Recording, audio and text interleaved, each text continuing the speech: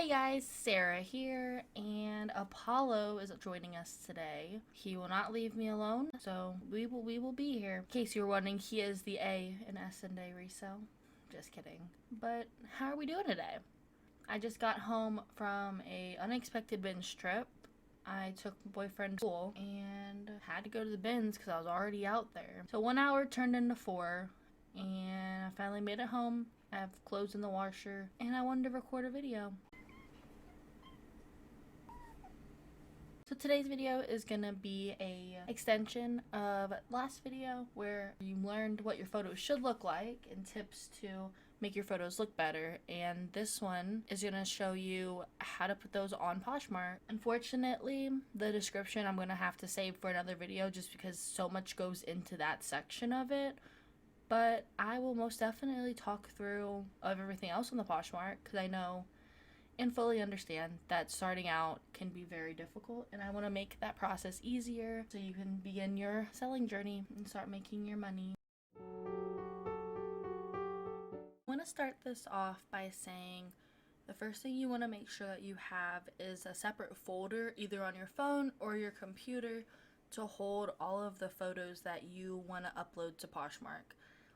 Keeping those separate and organized and already having looked through them will make it easier for you to know which photos to put where and what photos if you're missing any or if you need to retake some due to like quality or like lighting issues. You want to try your best to have everything already set up for you, especially if you're taking photos of multiple items. Like say I just had a haul and there was 79 items. I'm going to wash, clean, prep everything all in one day. Maybe like the next day I'll want to photograph everything. I'm gonna take all of the clothes that I need photographed and have them in front of me and just knock it out one by one. Doing that instead of taking one photo, sitting down, uploading it, putting it in my drafts, I feel like having it done in bulk makes the process go quicker. So hey, one thing's checked off already instead of 1.5 things. So I got half the photos done, half of them are up, but I still have 42 items that still need photographed. So that's just how I do it. All of this is what I personally do. If you find a way that works better for you, obviously you want to stick with that way as long as you're comfortable and as long as it gets the point across.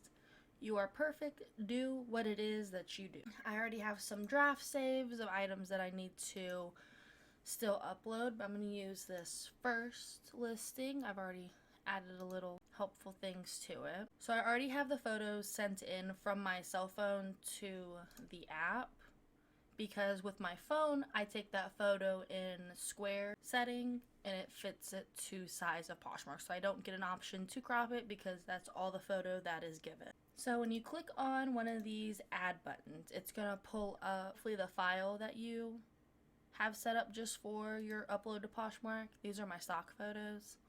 If I wanted to add that one, I would select it, open it up on there, and then there it is.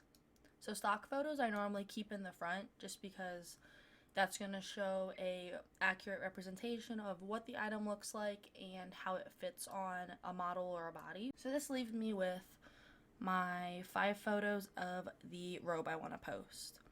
If you scroll down to your title key, the title you want to include the brand. So this is Victoria's Secret and the label is gold label, which in this case if it wasn't gold label I wouldn't include that, but because gold label is very sought after, I'm going to add that into my title so if someone looking for a robe they know it's gold label. And then when I type out my title I think of what I would be searching for. So if I'm a buyer and I want a Victoria's Secret robe, I'm going to type in what I would expect someone else to type in. So I always put robe first, or like what type of item it is, and then I'll type in descriptions afterwards. So then full length, because there's a better chance of someone just searching for Victoria's Secret robe or gold label robe instead of Victoria's Secret white long sleeve full length robe. The robe is too far in the back, so it may not pop up as high to the top as if I put Victoria's Secret gold label robe. I think that's more likely to get typed in than any other combination.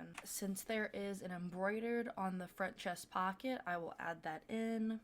And I added in with belt because it's very unlikely for robes to come with belt. For the description, I'm going to copy my title. Then it is... Oh, I did not post a size picture, so I'll have to go back and add in a size tag. But I'm pretty sure because it's a robe, it's one size fits most. And in this case, so I tried on this robe because I was very tempted to keep it. I could add in that, you know, I'm a size extra large and this fits me very well. But I'm going to keep it short and sweet because if you're searching to buy a robe online, I'm going to assume as a seller that you know what size you're looking for. If I get asked for measurements, I'll obviously take those and type them into my listing.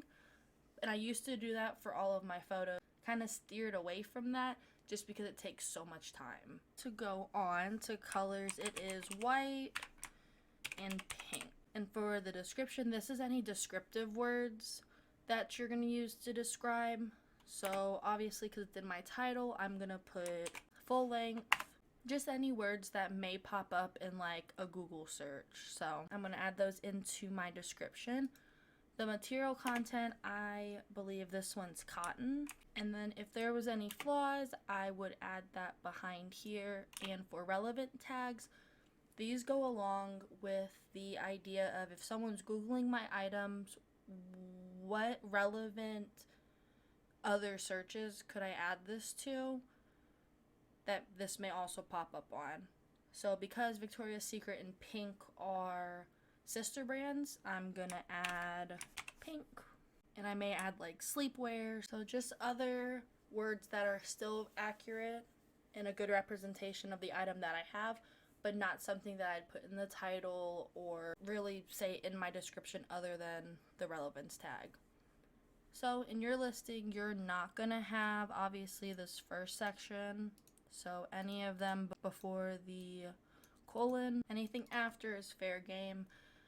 Definitely the more descriptions that you can add, the better. I like to do bullet points just because I think it's easier to read. I see some listings with very long descriptions and I'm like, hey, I'm not reading that. It's too long, it's too bulky. I feel like I'm reading an article and I'm not. No, thank you. So bulletin, short, sweet, and obviously to the point. So your third option here is to add a category. Any of these to choose from because Poshmark makes you narrow down what you're looking for before you can search for your size or what article of clothing you're looking for. So I'm going to add that to sleepwear and it is a robe. So quantity is just how many items you have if you are selling one item or 10 of the same items. Under multi-item, you're able to select how many of different sizes that you have, which I think is really cool.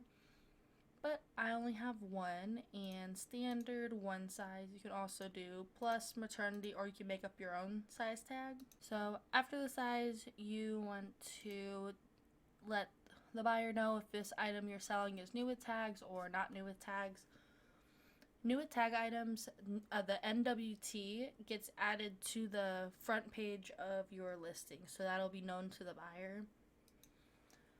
And then the brand you're looking for, here is Victoria's Secret. If this was a not common brand or a brand that's not listed on Poshmark, you're able to add that in. I just put gold label. I would be able to continue on and it would make its own brand category. But because that is not accurate, keep it as that. I'm gonna pick my two colors, so white and pink. So the style tag goes along with that relevance tags. You could either use the pre-chosen ones that Poshmark gives to you, or you can type in your own. Because gold labels are vintage, I'm gonna add that one in, and then type like loungewear and full length. Maybe not. Comfy. Okay, that works too. So here under pricings, you can either make up a price. Say you actually bought the item and you're just trying to get back some of your money. I would put the price that you bought it at with tax. Well, I'm going to say that more than likely at the time this was probably $65 because Victoria's Secret is very expensive. So based off the information that you typed in above, it is going to give you a suggestive price. And these are going to be listings that have similar keywords, you are given some variety and some ideas of what you can price your items for without doing an in-depth comp search. So this is a newer feature. It's very helpful, especially for if you do not want to take the time, because researching comps can take a long time. And if you would like to bypass that, just making sure that you have a lot of description words in your title and your description, maybe a Google search just to see how saturated the market is for your item. But if not, just deem whatever you would like to receive from this. Of course, Poshmark is used very frequently to negotiate, so don't be upset if you get an offer that's lower than what your listing price is. It's okay. Buying online, this is a platform where people expect to get good deals, and that's okay. You can nicely counter back at your lowest, or $10 lower, $20 lower, whatever price you see fit to get for your item, and that's okay. It's the same thing as having a face-to-face business. Say I'm selling coffee cups and someone comes in and says, hey, I want this cup for $12, and it's obviously priced for $50. I can either say, hey, no, sorry, $50 is the lowest I can go, or, since you asked so nicely, could we meet at like $35? There you go. So that's their choice to either take it at $35 or go search somewhere else for another coffee cup. That's the same idea with Poshmark. And I feel like that's why I like it so much, is that they make negotiation so easy. You hit like 2 buttons and then you send off the offer, or you reply to the offers. So I'm actually looking at that comp at $80. I'm going to move mine up and see if the number changes, and it did. People also do 0, so there's a higher price point with 0. And that's just because they probably didn't buy it from the store. So I'm going to change my price to $80, because that is honestly what I believe that they sold it for in that time. And I'm going to place my listing price at $45.